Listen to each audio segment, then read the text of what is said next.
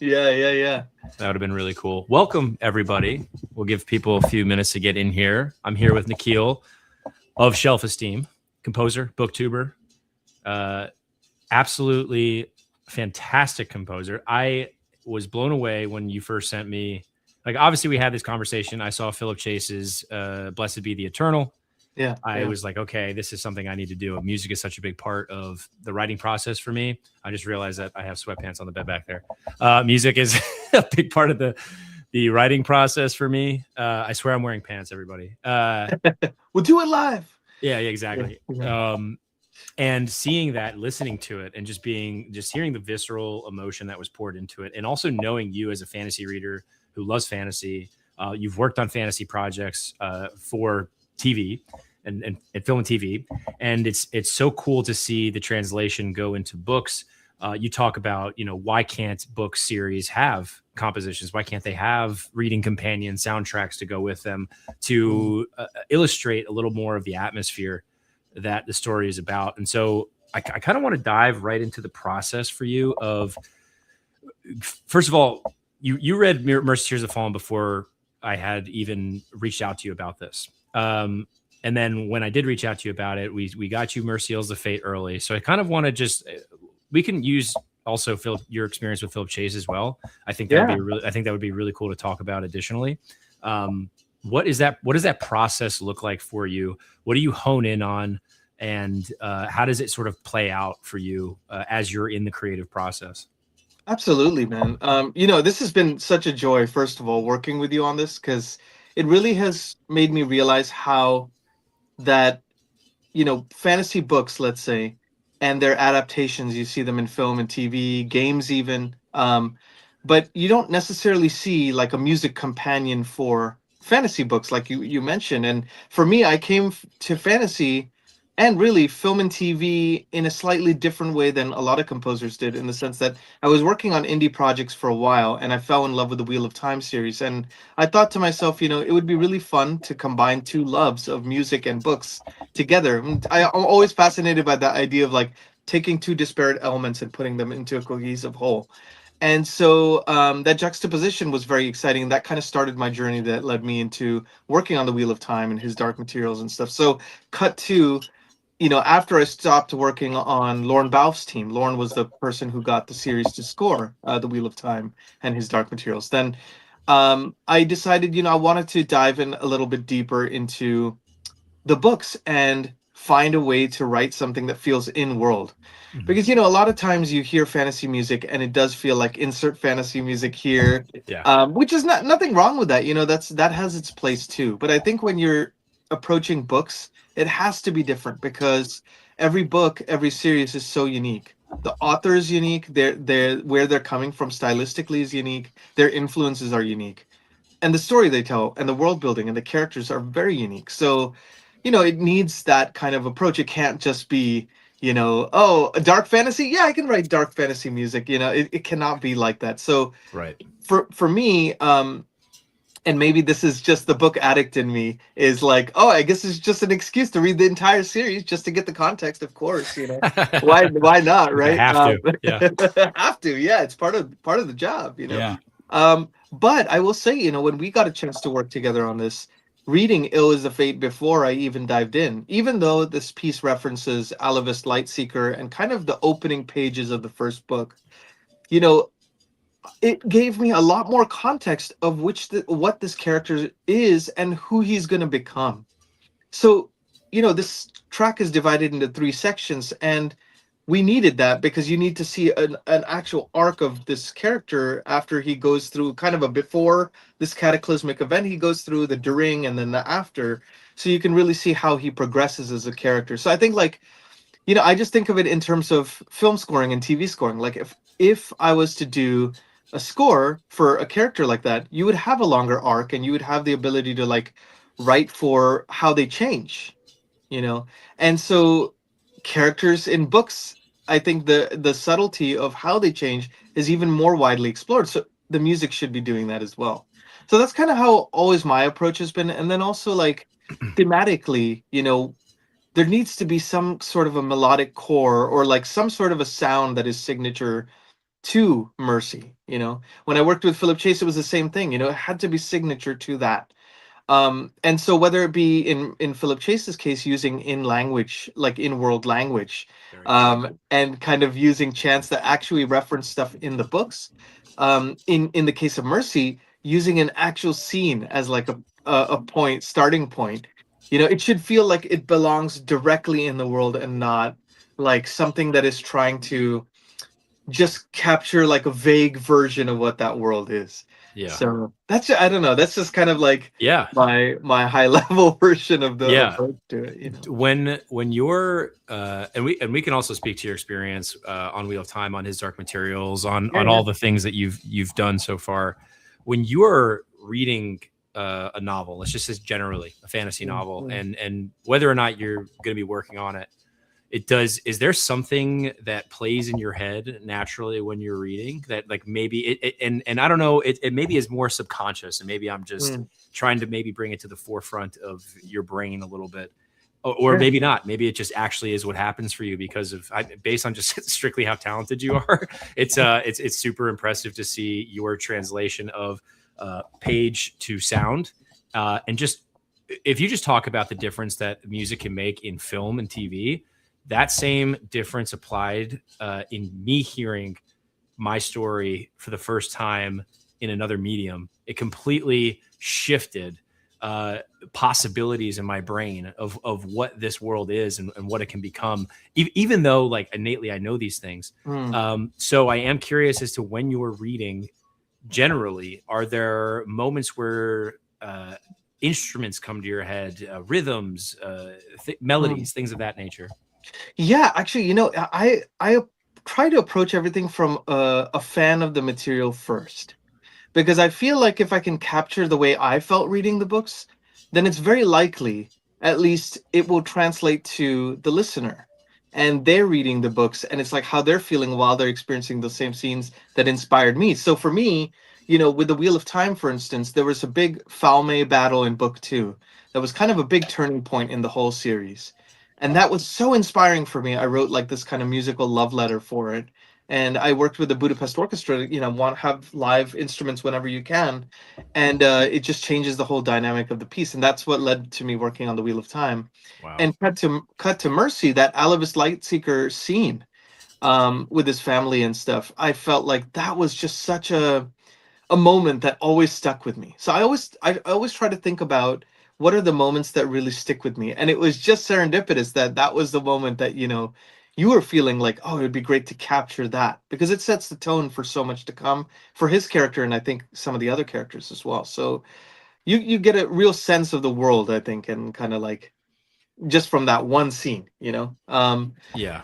Yeah. So I try to always approach it from that standpoint, and then also like, you know, music, it can be a world building device as well. I like to think of things like that, Oh yeah. um, because it's y- you're maybe working on a piece inspired by a character, by a scene, by the lore, by the magic system, same things that maybe a writer's trying to incorporate into their work. So I always try to use that as a starting point, and for me, I've always been a melody guy, so Mhm. I love themes. I grew up listening to like John Williams and Howard Shore's Lord of Oof. the Rings scores, Yep. and those were always like really left an indelible impression in my mind. And so for me, I love to have something that sticks in your mind, and that's always the aspiration, at least. Yeah. So I often start writing on piano. And kind of get the idea of a melodic core. And then I use other things to support that. And in the case of Mercy, like I felt like there's a juxtaposition between that familial aspect of where we first meet him, and kind of the aftermath stuff, which is completely different. So, there was this idea that like, okay, if we have a melody that feels almost kind of like being home, Yeah. and then it gets distorted and you hear how the melody comes back in at the end, Oh and yeah. it's like really pitch shifting and like just doing this weird like distorted thing, and it's kind of like, where's he at after those events? What's his mind state of mind like, I guess you could say. And so that between those two things, I don't know if that's a really long way of answering your question, but No, no, it's perfect. It's yeah. funny because, in just thinking about the writing of it, in the before that this particular piece is we used for this particular piece. Yeah. I do some narrative foreshadowing, just simply structure A, and then B, specifically Alavist's character arc, which it seems that you picked up on very fast. Mm. And it's so the three different parts that we get into in this piece, every single one, I was brought back to those moments in the beginning, in that first opening scene, and then also from different moments throughout the first two books where I felt like we were maybe seeing a little bit more of this hero's journey or a fight back or whatever it may be. And then sort of this, we get to our crescendo and then we come back down and we get this sense of just not foreboding, although that does come up, but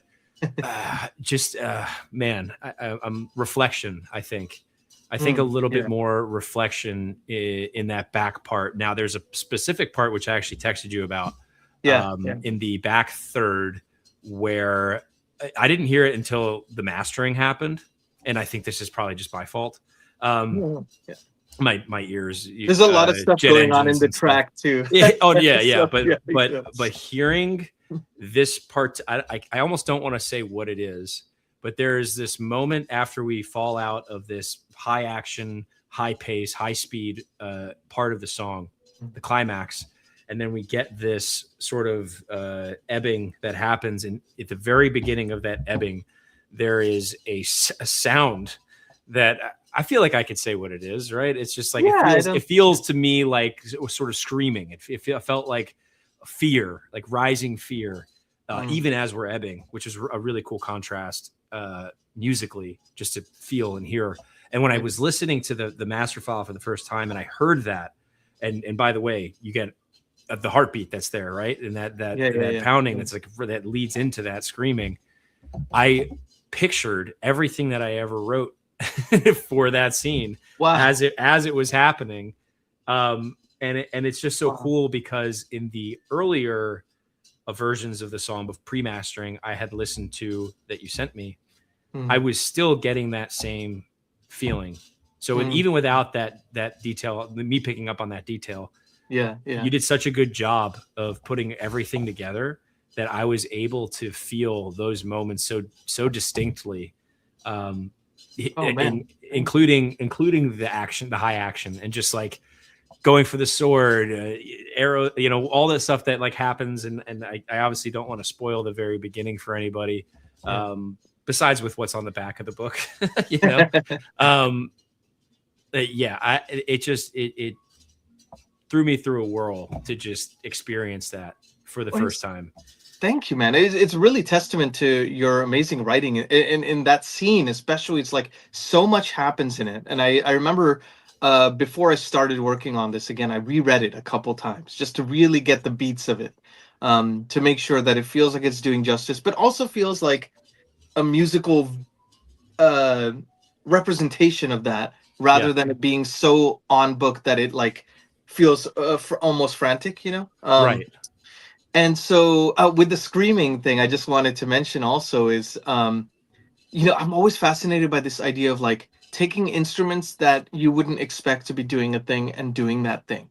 So for example, when you think of screaming, you think of vocals. Yes. In this, we had this kind of the string patch that I was using. When you increase the velocity on the string patch, the strings go from kind of like playing against the bow to like almost like kind of muting and playing against the bridge and like giving the screeching sound. So it's like, oh, that feels like a scream. And if it comes from a different instrument, then it makes you kind of go like, what is that? Yes. And there's a couple of other little screaming kind of sounds that happen leading into that second section. And that was synths that I processed and really distorted to make them feel like they're almost screaming. So it's like you take these instruments that have no business belonging in that way, and then it suddenly changes so that's kind of like the idea of the musical world building, like creating a sonic signature that should only be in Mercy, nowhere else. It's just like our favorite film franchises, like, oh my gosh, when you hear some melody or you hear some sound and you're like, you can instantly remember what that franchise is like that's kind of the goal, because it's like these books are, you all put so much love and effort into these worlds and years of time, and it's like, it's like what that book is looking to be, even beyond the page. It's like kind of trying to see beyond the page and right to that aspect, so Yeah, yeah. I man, hearing that particular melody, I think that I should know that it's called a melody, but I'm pretty sure it's a melody. Oh, yeah, yeah. Um, with the strings, and then hearing it with horns. I think it's horns in the Mhm, main, mhm. like I'll call it the chorus. Um, that was, I was like, and of course I'm biased, but to me, I'm like, this is iconic. Like it Wow. better be attached to Mercy, because I'm hearing this and I'm like, this is the, like you were just saying, this is what people, when they hear it, I want them to tie it to that. Mm, And I think you nailed that, because that was exactly what I was thinking as I was listening to it. Now, of course, that's obviously awesome. I'm so deeply attached to the story, but I don't see how that wouldn't be the case. Somebody had mentioned to me privately, they were, and Mhm. they're not a reader, but they mentioned like the Lord of the Rings. They felt like they were in a good way. This is a Yeah, compliment. yeah, yeah, yeah, Hopefully, they felt like yeah. they were sitting at like the Lord of the Rings. I don't know if have you ever played the video games back in the day, like Two Towers or Return of the King. I They felt actually like they haven't were, played those. oh No. my gosh, they were so Very good. good. But they Yeah. felt like they were sitting there like with Howard Shore's score going over it, and just like Wow. it was That's the and ultimate compliment. exactly. And Wow. but it's so distinctly its own thing too. What you created, it is so unique.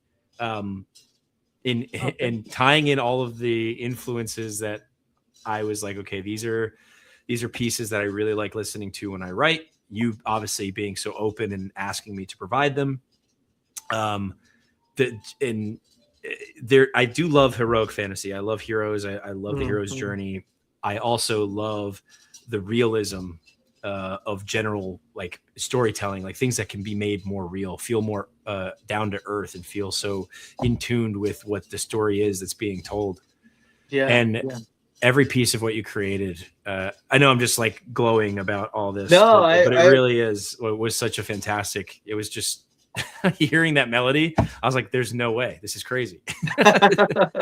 well, I'm so glad, man. Honestly, like for me, and I think we probably all grew up listening to music that is like, it's those classic film scores. They were really good at theme and variation. They were all about supporting the theme, making that the centerpiece, and kind of then you could tease it in different ways. So, like you mentioned, the beginning it has more of this kind of like solemn strings doing the melody, and that was cello that was played by Mm-hmm. Ro Rowan, who plays on like basically name a Hollywood score and they play on it, which is That's kind of epic, amazing. epic. And then when the horns call it back, then it's now a different energy to it, and then the strings join with the horns. That's like Mm-hmm. now you see it reaching a crescendo, and then the cello, solo cello, now at the end, that's like warped, is doing it again. So you find these different ways of expressing it, and then not only does it feel cohesive across the cue, but then that's the signature, that's the Mercy signature. Oh yeah, landed So for so me. that's kind of the idea, yeah. And it's like, yeah, it's just I was blown away by your books, and the sheer ambition and scale of them, which I love. I'm really into Malazan Book of the Fallen lately, and Mm-hmm. I've been really enjoying that kind of stuff. So to see an author really swing for the fences, like, makes me want to swing for the fences. It's like Yeah. art inspires other art, right? Oh So yeah, very true. Yeah, I literally picture scenes now in my head visually. Like cinematography and film is one of the bigger reasons why, or how I approach my writing generally, especially early yeah, on, because that was one of the early, like I didn't have too much to draw on, if that makes any sense. Like yeah, yeah. my breadth of reading behind me wasn't very large, and then I started reading obviously more voraciously and getting more deeper into the genre of fantasy. But Mhm. cinema was really what inspired me to write, um, generally, and so a lot of my descriptions were sort of, and this kind of did work in my favor, worked against me. Mm. I think more so in book one, definitely, where I there are some instances where I give less description my intention was creating questions, right, and not Yeah. giving everything to the reader. Also, a part of it was my cinematic video game influence, and like just coming into it from a place of like, this is what this thing is, Mm. and you're going to figure out what it is through the narrative, through character conversations, through a piece of like a rock you find laying down in the world, and the item description on that rock, specifically speaking Yeah. to Elden Ring, which also, by the way, I mean, the OSTs for every single Elden Ring boss fight, every single place you roam into in Elden Ring, Mm. uh, truly epic, truly iconic. It's signature. It feels like that. And so just to have that experience, that same experience with my story, it was just like heartwarming. It was That's amazing. it was crazy. So Well, sorry, I didn't mean to interrupt you. Go ahead. oh no, no, I was just gonna say I think that's so cool that you were inspired by kind of the cinematic aspects of films, and you wrote your story from that vantage point, and then the music kind of calls back to, it's almost like a circle in a It way. is. It is. That's Yeah, really neat. yeah. I my love for obviously the things that we all love, like Star Wars, Lord of the Rings, really. And a part of why obviously I love those stories is the scores, it's the music. It's just the Mm. emotional tie-in that the music provides. Um, Getting into you've always been a fantasy reader, correct? Since from a young age? Actually, it's funny. I joined the fantasy train late. I really I guess you could say the Dark Tower series, which I read in. I read Harry Potter growing up. I read The Hobbit, but Yeah. that was it. And I was kind of not really like I wouldn't call myself a fantasy fan at that point. I read the Dark Tower series by Stephen King, which whet my appetite a little bit. But it was really in 2019 when I read The Wheel of Time, and then the floodgates opened because I didn't realize how diverse fantasy could be. I think that's probably a misconception by people who are outside of fantasy, right? They think fantasy is a very limited genre, and you start to Mhm. realize like, oh, it's a canvas. You can paint anything on it. A wizard who lives in Chicago, that's fantasy. All right, it's like anything. You could do so much with it. So Yeah. 2019 was when it blew the doors wide open for me, and then I'm like, well, now I'm a lifelong fantasy fan. So Oh yeah. yeah. What was that experience like going from reading Wheel of Time, falling in love with it? You said you created a piece Mhm. that was that preceded you getting attached to the project, correct? Yeah, it was actually kind of a crazy Hail Mary experiment. So basically, I started reading the books because I was looking to see, what are the big tentpole adaptations that are happening right now in the works. I saw Sure. Amazon had not, announced the Wheel of Time. I'm like, I feel like I've heard of that, but I don't know. I should check out the first book. And I read through it in 2 days, and I was like just locked in. Wow. And then I immediately picked up the second book from the library, and that was it. And so I was like, I'm gonna try to pitch for this, even though I have no business doing so. I don't have the credits yet, at that point. Right. But I'm like, if I pretended I did, what would I do differently? Just as my own experiment. Well, the very worst that could happen is I learn something. I become a Yeah. better composer. Hopefully, I get better at pitching. So Yeah. I wrote this theme and I recorded it with the Budapest Orchestra, which was significant chunk of my savings at the time. But I was like, I was talking to my dad about it too. I was like, ah, man, this seems crazy. And even my dad, who's like, pretty frugal guy, he even was like, well, what's the worst that could happen? You level up as a composer. I'm like, well, yeah, that's a good point. So I did this thing, and then I tweeted it out to the fans using the hashtag Twitter of Time, which was like the Oh, hashtag at the time, whoa. and they started sharing it like crazy. So Tor.com wrote an article about it, and some of the production people escalated it up to the showrunner. It was like this whole thing, and What? so yeah, it was crazy, like a dream come true. And so Lauren Balfe saw that, and then he let me audition on his team. And so I had 2 days of auditioning where I had to do like two Wheel of Time trailers in 2 days. It's like baptism by fire, and Wow. then it was 2 days became 2 years eventually. And then he put a lot of trust in us as team members. Like he let me be the project lead of Wheel of Time Wow. for season two, which is like he didn't have to do that.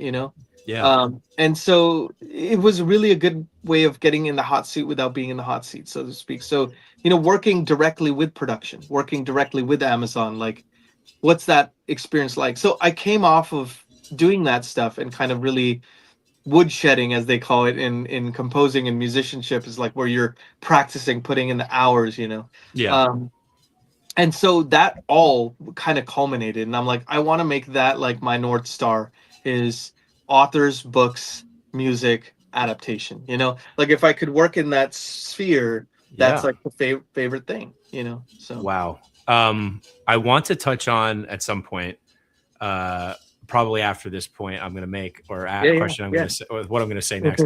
But I do want to get into sort of how you got into composition, like what, Sure. like that, maybe that story, that journey that you took as an artist. I think that that's probably something that can sort of, we can read in a bunch of viewers on who maybe have that ambition, Oh yeah, yeah, to get to the point that you're at. I first of all, I love the route you're taking. I think that oftentimes novels end up becoming adaptations mm, generally. yeah, yeah, And that's like where stories start, and then, or it's not always original screenplays, right? It comes from sure, sometimes adaptations. So sure. obviously, I want to say that I do want to put it into the universe that this is something that hopefully you and I have the opportunity to work Yes, on knock at on some wood, point. fingers crossed. Yeah, My goal is, since you produced this piece, is that is, and again, I'm putting it out in the universe, and I don't quite frankly care what anybody thinks. yeah, I That is my goal. Your love and attention to the piece that you created, and your attention to detail, and just the very clear passion and heart you brought to that single piece, um, is enough for me to be like, man, I always knew I wanted to see it in a film or TV capacity, but yeah, yeah, to now have somebody who's read it and loved it and created something for it at this stage is enough for me to be like, all right, I want to see this through mm, all the way. I need to see it through all the way. I was going to see the story, writing it through all the yeah. way from the very beginning anyways. That doesn't matter. But every medium that I can push it through, I would love to. I can't wait to do it at some point. Now that you mention it, it kind of makes me think about also, you know, writing has changed so much. The writing landscape has changed so much, even over the last 10 years. Like self pub is taking off in a big way, which I think is wonderful, because there should be more outlets for authors to get things out there than traditional publishers. And, I hope the same can be said for film and TV itself, right? Yes. And the music industry. But, it's like, I think what the book community has that is very special that the other industries don't, is the ability to create a community around a shared love of that thing. Yes. And booktube has been a big portion of that. Book talk has been a big portion of that. But what I love is you're seeing more authors go, I want to figure out making a nice physical presentation of my book. I want to have shoot for making special editions. I want to have a closer relationship with the readers. I want to be a fellow fan alongside them of the genre that we are both fans of. And then music is really an extension of that, right? It's Yeah. like it builds out the world that much more. And when studios see that, they can, it's like they're so busy, they have all these meetings, all the time they're meeting with people. Anything that makes an author feel differentiated from the rest, it's like, oh, this is a fully realized vision. This is not check out my book. This is check out my book and the world building and this thing and and the artwork and the music. So it paints a different picture, I think, in the eyes of studio people, and also I think in the most importantly, really, in the eyes of the readers. It's like Yeah. they have another outlet or an entry point to like get invested in a series. And that's what we all want, right? We want to dive in deeper, like we want to go in deep. And I think Oh yeah. that's the exciting part about this new multimedia horizon that we're Oh seeing. yeah. Yeah. Yeah. I know that the goal, some of my favorite authors have said this, the goal of writing novels isn't to get to that, place. But for me, I look at when I first set out to write, my goal was to be a storyteller, Hmm. um, period. And like, obviously, like, I had to learn how to write. I had to become a better writer. Yeah. And I think my growth from book 1 to book 2 is actually, I was like, okay, I'm getting a little better. So this feels good. Yeah. Oh yeah. Yeah. For it to be noticeable for me too was big, because I'm just like, okay, this is good. This is good. I'm learning, and you're always learning. And I'm sure you experience this as well in terms of always learning. Absolutely. And so Absolutely. it's just really, I don't know, it's very exciting for me to have another medium be explored, a medium of storytelling be explored with your piece that you did, to me, that is also that's storytelling. That is absolutely Absolutely. storytelling. Acting is storytelling. Any time that you're performing or any form of art for me is telling a story of some sort. And I know there's like popcorn reads, but at the end of the day, like that's still there's still a story there at the heart Absolutely. of it. That's a message that is being said by the creator. And collaboration is now. This is my first real time collaborating with you or with anybody on my own universe, with the exception of obviously editors and artists like who Yeah. are putting to page my art direction. This is different because although I was collaborating with those artists, this felt, because you read both books, because you were, again, you gave so much attention to detail, it did feel different. It felt like hearing your interpretation of it, and it was Oh, that's awesome. it could have been anything, but it was this, and it was freaking unreal. So sorry, I know I keep doing that, but let's get into really quick your journey into composition and becoming a composer, Sure. and maybe talk about also where you're at now and things that are moving for you, whatever you're comfortable talking about. I want to hear it, the story. Yeah, no, absolutely, man. So I kind of came to composition from a very long-winded way. So when I first moved to LA, I joined a couple of bands, and I wanted to play in bands and write songs. So that was kind of my thing, and I wanted to do maybe explore composition at some point. So I played in bands. I played in a rock band called Dream Alive, which was like Heck very yeah. influenced by Pink Floyd and Journey. A lot of three-part harmonies, Epic. and Rush, and yeah, I just loved that kind of stuff. So we were touring around. I scored my first feature film in 2012. And it was like kind of an adventure comedy kind of thing. And I had 3 weeks to do the whole orchestral score, and it was like 86 minutes of music, like wall to wall. 3 weeks. 3 weeks. It was the most Of bonkers assignment of my life, and I like didn't sleep for the last 3 days at all. Like I just course. like was there, and I was so exhausted after that. But I was like, that was kind of fun.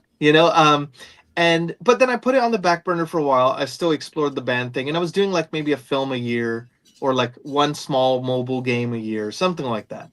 And around 2016, end of 2016, I kind of realized, I like writing more than anything else. And if I could do that every day, that would be my thing.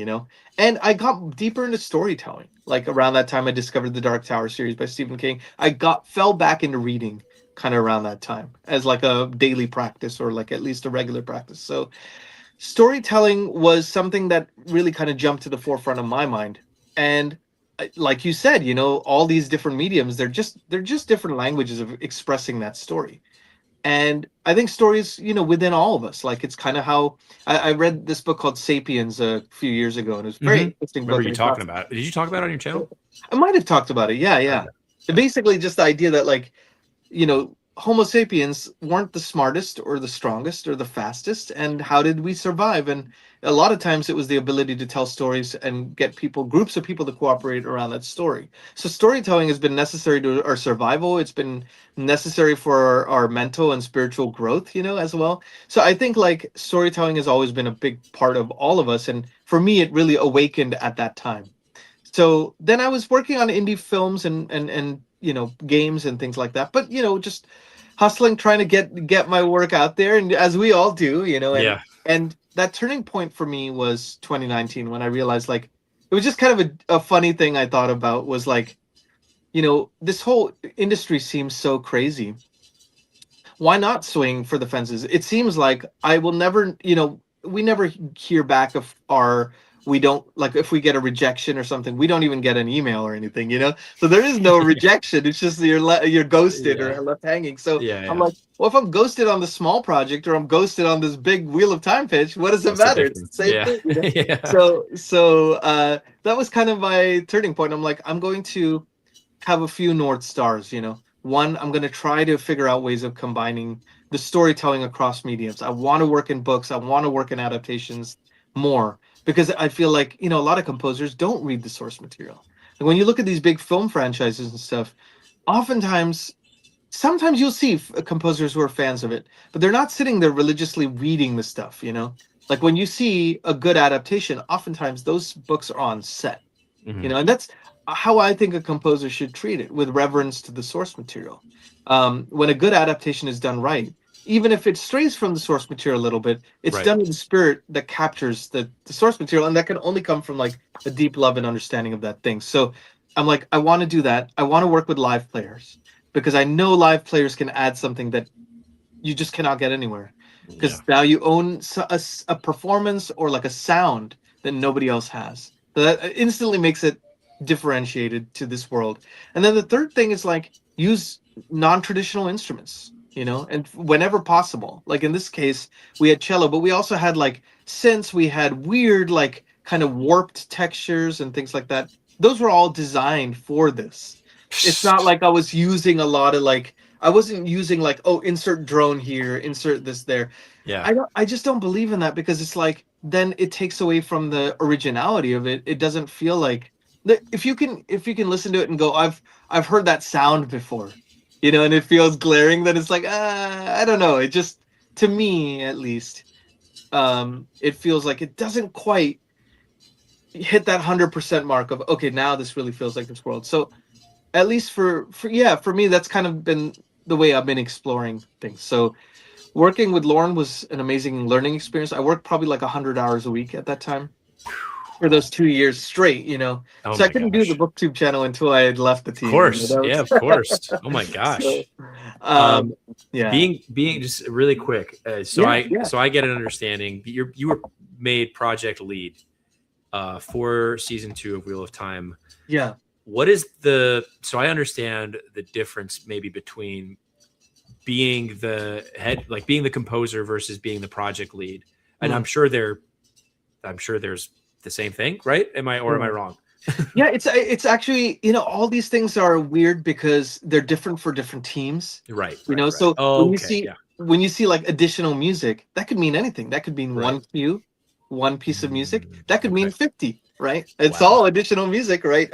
So it becomes harder to discern. But in my specific situation, what Lauren would do is he would have, for every show he worked on, because at that time he was working on, I think, like 9 TV shows concurrently and 6 films or something like that. It was like the peak of his Jeez, busy.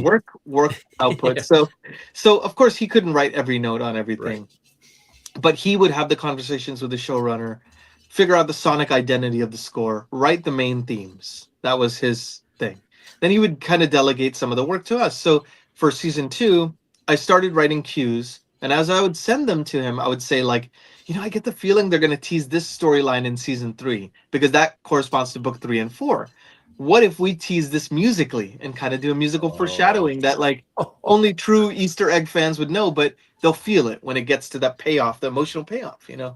So that's kind of what I think made him decide to make me the project lead, which I was very grateful for. But I think like that knowledge of the source material, because I think he might have read the books, but even if he had it had been a while. I was still Yes. Yeah. fresh in that world. And so my job was kind of being the I guess you could say liaison in a lot of ways. So I wrote about 45 cues for that second season across the 8 episodes, and then I was kind of working directly with the music editor, delegating work to the other composers. Like, you take these cues, you do these ones, based on their strengths, and then also budgeting out like, oh, we have this amount to spend on live score. Let's do bars 63 to 83, the big orchestral moment. We'll do with the orchestra. Then these parts we'll do with soloists. Really producing the thing, Yeah. and then working with the editor, working with the showrunner, working with the producer. When I worked on a song called Hills of Tenchiko,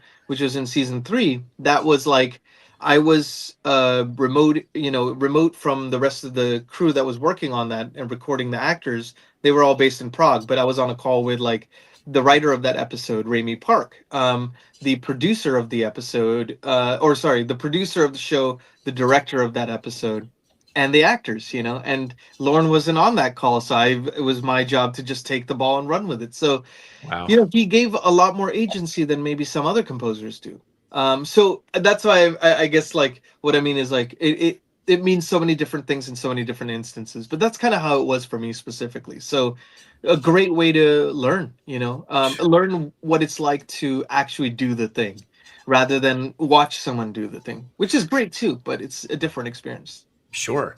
Yeah. I mean, I'm just so excited to have met you the time that I did, and Oh, likewise.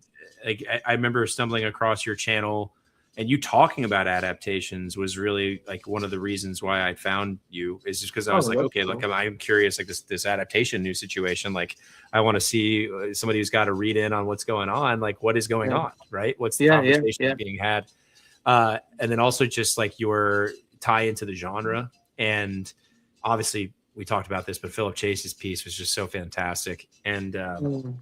I I am so excited for what the future has in store for you generally, like for your Oh, career, and thanks. with the accomplishments you already have behind you. It's so vast. So it's really cool to see that, and then to be able to converse with you like this, period, and then Likewise. also to be able to work with you on this project has been a truly just I'm unbelievably grateful, uh, and so I really do hope that I obviously would like to commission more in the future, Yeah. Yeah. just like generally, like regardless as to what happens. I that is something that I have on my list. Obviously, life happened in the last 6 months a little bit, and so there's been some changes and adjustments there that I've had to, like, I was like, I had the audiobook thing happen. I was like, this is really That's good. amazing, man. Yeah. I was like, okay, let me take all of what I got and let me put it right back into the series. Wow. And this was top of the list priority for me. Wow. Most and a reason being is again, music is just so important to my experience with story. Yeah. Uh, Same. because again, you just completely can change how something feels with a melody or a note or a rhythm, and this being out there now in the world and seeing the early response to it, and those of you who are tuning in, Envy the Faithful is live on all streaming platforms. I don't think I put the distro link in this, but I will after the fact. Yeah. Yeah. Totally. Yeah. It's on the Envy the Faithful collaboration we have on YouTube as well. That link is there. It's on my Instagram bio. I obviously posted 600 times once it went live. Just because I'm so ecstatic. And so as we sort of wrap up here, Yeah. is there anything that you want to talk about? Any projects that you're working on that you can talk about? Things that are sort of in the box for you right now that you're working on, or books that you're reading that are sort of inspiring you generally? Yeah, no, I that's a really good question. So I actually recently, and I don't know how much I can say about it yet, so I'll just say just kind of the high level version. But I recently wrote music as the lead composer for a video game that is based on a fantasy IP kind of thing. So it's like a prototype. So we'll see where it goes from here. But fingers crossed, I can say something soon. I think in the next like couple months I'll be able to make like a formal announcement or Nice, whatever. gnarly. But yeah, no, it's been great. Like I'm working on it's been kind of spread out actually. Like I'm working on a fantasy web series right now, for this guy who I'd worked on this adventure comedy for a short film that he did. Yeah, It was kind of like influenced by the 1940s Hollywood, and so he was down to do a full live orchestra for it, which was amazing. And he's really values the musicality of the scores, and so it's been really fun working on that. And like working on a nature docu series right now, and getting ready to work on like this horror film that's like a 1920s period piece kind of thing. So been writing some hymnals for that. So really very diverse musical epic. things. But yeah, no, I'm very excited to actually go to for the first time. I don't know if you've ever been to like Jordan Con. It's this No, Robert Jordan convention that's held in Atlanta every year. So I'll be speaking there, and I think Brandon Sanderson's supposed to be there as well. So I'm sure. hoping I can like wave across a crowded Mhm. room or something. But we'll see. But Like more than that, I mean, you wrote a nominated piece for a series that is, that's a big deal. It's well, it's really cool. So I don't think I mentioned this to you even before the stream or anything, but in 2019 I was going crazy trying to share this Wheel of Time pitch thing, and I managed to share it with Brandon Sanderson himself. and Whoa, he responded really positively to it and stuff. And so, hopefully I'll be able to like reference that. It's like, that's epic. That's so so we'll see. cool. Yeah, Oh yeah. my gosh. Um, But one thing that I forgot actually to touch on that I kind of want to touch on, uh, because yeah. I think that there may be people that stumble across this conversation when it came to taking that risk, which I know you've sort of dipped your toes in the water in discussing, and you even went to your dad and asked what he thought. Hmm. What that experience of taking that leap of faith and just having confidence in yourself, is there anything in that you learned in particular that has stuck with you since then, other than maybe the obvious, take the leap, or Yeah. even if it is that, that's fine too. I'm curious as to maybe something that stuck out from that moment in your life, and sort of how everything kind of came about after that. Yeah, actually, one thing directly comes to mind. It's something I think about probably every day. And in fact, it informs a lot of what I do now and things I pitch for now is like the whole idea, I think, of shooting for, taking a moonshot, like shooting for the moon, is not necessarily just about getting that thing. It's about who you become in the process. And I think like that's a really important part is that our art, and I think this is anything anyone does, any profession, is like when you shoot for something really, uh, a goal that feels way too ambitious, it should feel exciting. It should feel terrifying. That means probably you're in the right place in terms of like Yeah. what you're shooting for. And but at the same time, it's like we stretch by what we believe is possible. If we don't believe something is possible, we're not going to stretch to meet it. If we even have 2% chance of possibility in our mind to shoot for this rather lofty goal, then our mind is going to figure out a way to try to reach that. Whether it become who you become, what your how your process changes, how you present yourself, how you approach your work, how you find more joy in the work. It's like all this stuff. So I've been trying to use that as my north star when I pitch for new stuff or when I try to do stuff that like in just personal projects and stuff. I think it's like you become a different person through it, you evolve through it. So it's all about learning at the end of the day. I mean, I think even the booktube channel, like for the longest time I didn't think, I was like, I don't know, what am I going to add to these already great topics that are being covered here and like this great channels and stuff. And then I kind of realized as I started doing it, I was like, oh, I'm becoming a more discerning reader. I'm becoming more nuanced about storytelling in a way that I wouldn't have done had it not been for starting one. And that all feeds back into the music. So it all ties back together. And I think that's the crux of it is like shooting for a lofty goal, you become someone different in the process. So might as well shoot for it, right? Yeah, I actually love the language you use of a North Star.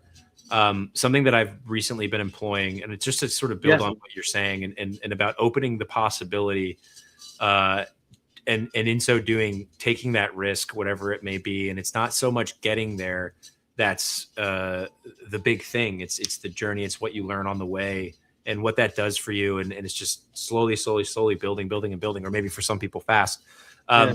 I in listening, and I'm just going to tie it into the piece that you created. I have always had this, the possibility in my mind of where this story goes is limitless to me. It is, Mm. there are so many places that I would like to take this story. Um, Generally speaking, just across mediums, I'm talking tabletop RPGs and things of that nature, and Yeah. film, TV, and just everything, like everything. Uh, So cool.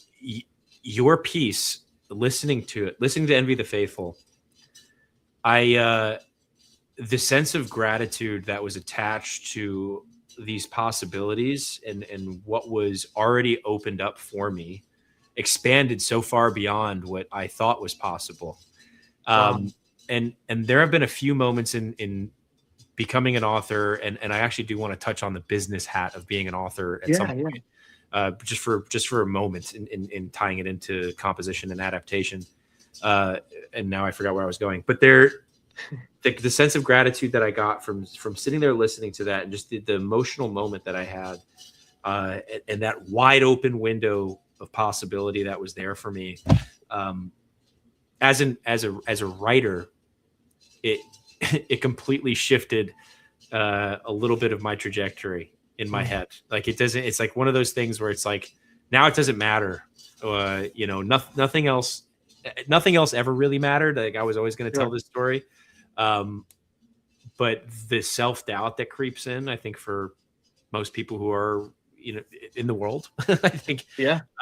it's easier to muffle it. It's easier to muffle that self-doubt a little bit more now. And so thank you. Thank you for that. That's like the highest of compliments, man. I'm Yeah. I'm so thrilled that this could be inspiring for you too, because like you inspired me, and it's great that we could inspire each other. Oh my gosh. That's the beauty of sharing art with each other. It is. And Yeah. I also want to speak briefly about dark fantasy and fantasy in general, and Yeah. where it's going, because I don't necessarily consider my story to be grimdark, although like I think every fantasy author for the most part is like, my story is not grimdark, and even Mhm. though like I understand that things are gloomy, and I don't typically approach story with any sort of nihilistic take at all. Yeah. I do like the hero's journey. I just like, particularly I think putting my heroes through some of the worst stuff I think that they can go through, for the most part, and then challenging. Also, part of of what I love doing in storytelling is taking somebody that believes in something so vehemently, and Mm. then putting something in front of them that challenges whatever that belief may be, and then seeing what happens, what kind of person they are, or that they become in facing that challenge. Mm. Um, and again, the composition piece, I could tie it into how we go up and then we ebb, and just mind blown as to your ability to even convey that inside of a composition that you had no intention maybe of doing. I don't think so, because that's Well, not something that's intentional. I think we're both cut of the same cloth when it comes to what kind of stories inspire us. Then in that respect too, because we were talking about Malazan earlier, and it's like that's one of the things that I've really taken away from it is it's challenged me as a reader. It's made me rethink my worldview, made me rethink how I look at characters that I don't like, and I just love that aspect of storytelling, and it's become a new passion of mine. That's not something I really discovered until a couple years ago. So, getting to read the Mercy Saga so far, like you can really see that that comes from that place. And Yeah. and I always feel like great stories with characters that are complex, like it makes you point the mirror on yourself, you know? And so yeah, that's kind of the experience I got reading these books. So Yeah, my most complex characters who have some really like deplorable opinions, I who I got into their heads and then sort of saw from their perspective, and then sort of there's one in particular I'm thinking of who just like has some like went through some bad shit, excuse my French, and comes out the other side, and now his whole worldview is shaped on this experience. mm, There's a lot of insecurity that this person goes through. There's a lot of bad choices that this character makes. In the end, ultimately, they start peeling back the curtain of what's going on in the world. Maybe you're trying to decipher who this is right now. They peel back the curtain of what's going on in the world, and then make a choice that ultimately leads to maybe not where they wanted their life to go, but it gets there. And that to me, that arc of I don't think we talked about this character in the composition at all, but it was just such an interesting character to get into the head of, and sometimes like very dark and twisted, obviously. yeah. But it was one of my favorite characters to write, simply because of their belief system, just how stalwart they were in their beliefs, and then sort of shifting things just by giving them different perspective that we, the reader, already have. That me, the writer, of course, has. But as somebody who experiences the story, the greater scheme of things sort of already moving around this person. The only thing is, like, they're the only one that doesn't, even though they're incredibly competent. So it's like that juxtaposition between competence and in knowledge. I thought was a fun to play with. So I don't want to take too much more of your time. I do want to say that I think the rise, going back to genre and dark fantasy, which is what I was trailed off. I think there's an adaptation of Elden Ring at some point that A24 I saw that. that Alex Garland is directing. Right. I've been looking up casting because I'm just trying to figure out how to get in it. Yeah. I'm like, oh, how do I get into this project? But I again, just going back to storytelling, but I really do think that we're going to start to see and also the rise of independent fantasy, like you were just saying, like self pub Mm. and indie fantasy is starting to show itself a little bit more. So my hope is that there's going to be business hat, an ability to take the leverage of what I'm starting to see, not necessarily behind the scenes, but just like from my view of the genre of fantasy and sort of how it's in sci-fi with the Dune trilogy, Yeah, yeah. and how things are started slowly coming back to this place where these sorts of projects are being taken on and turned into film and TV. I'm hoping that I have the opportunity to, and I know I said this earlier, to work with you, and that Mercy becomes something more than just what it is right now, which to me is like I'm in love with this story, uh, and I cannot wait to see the day that happens. In my Yeah, head, it's happening. totally, totally. So yeah, I Well, just wanted to say that.